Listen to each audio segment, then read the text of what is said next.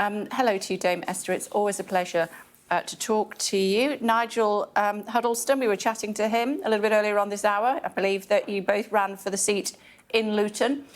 He was talking about assisted dying and which way he might vote in Parliament. He says he changes his mind depending on the day and the information that he's given. What would you say to him to convince him that he should vote in favour of this? I would say, good morning, Nigel. I remember our time together in Luton South with great pleasure. I would suggest that you read the Select Committee report, which has collected evidence from around the world where countries have reformed their own criminal law.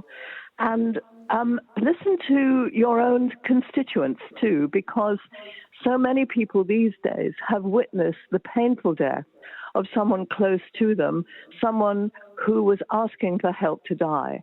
And for me, one of the most persuasive conversations I've had was with Dr. Hilary Jones, excuse me, so sorry, of the Lorraine television program, who described how he had to watch helplessly as his mother died in acute pain which no palliative care could ease.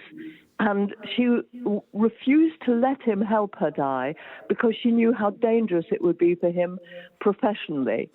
And he felt terribly guilty about not being able to give her the good, pain-free, easy death that we would give someone we love if that's what they ask us to do.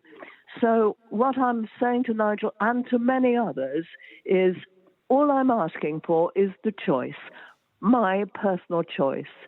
I know Elora well, Baroness Finlay. She's a terrific palliative care consultant. I disagree with her. I don't want her to make that choice. I want to have the dignity of choice so that I can shorten, not my life, shorten my death.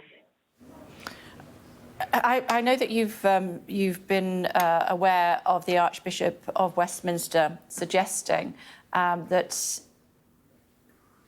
life is an intrinsic part of death and an intrinsic part of the human journey. How do you feel when a man of the cloth says that sort of thing? I think everybody has a right to their own religious belief. That's what it means to live in our democracy. We believe in religious freedom. But I don't believe that being an archbishop gives you the right to dictate terms to someone who doesn't share your religious beliefs. And I think the Archbishop of Westminster went too far when he wrote a letter which had to be read aloud in every Catholic pulpit, instructing Catholics to write to their own MP opposing a change in the law. I think that's political lobbying.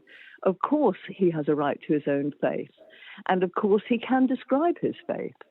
But let me, who happen not to be Catholic, make up my own mind and have my own personal choice about whether or not I feel this is an individual freedom we should all have the choice to make. We know that Kim is such a difficult subject for so many people to talk about, isn't it? But do you feel that potentially this time around, we know that MPs voted against when they last voted almost a decade ago now. Do you think you may get a different result this time? I just don't know. I know that there are very strong feelings both ways. I know that there are groups like Elora who work in palliative care who worry that it might damage their own very important medical skill, whereas the evidence in the Select Committee report is that it doesn't damage it. And in fact, in some countries, palliative care is actually enhanced and improved by the introduction of assisted dying in very careful circumstances, as this bill would do.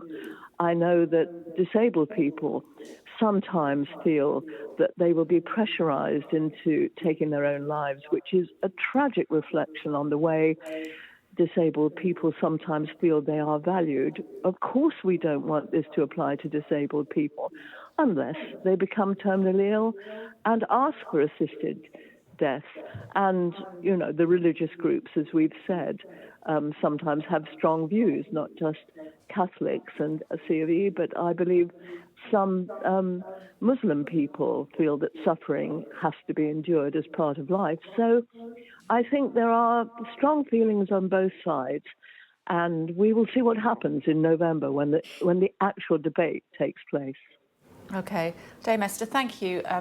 May I just ask how you're feeling? Well, I'm talking an awful lot about death and dying, which isn't my natural attitude. I prefer to think about life and living, but I understand that this is such a crucial issue, literally a life and death issue, that it's part of who I am, that when people ask me to speak about my own views, that's what I do. Maybe I should do it less, but that is what I've done for many years, and I'm afraid that that's dominating my life at the moment. Okay. Thank you so much for joining us. Thank you, Dame Esther. Keep as well as you can. Thank you.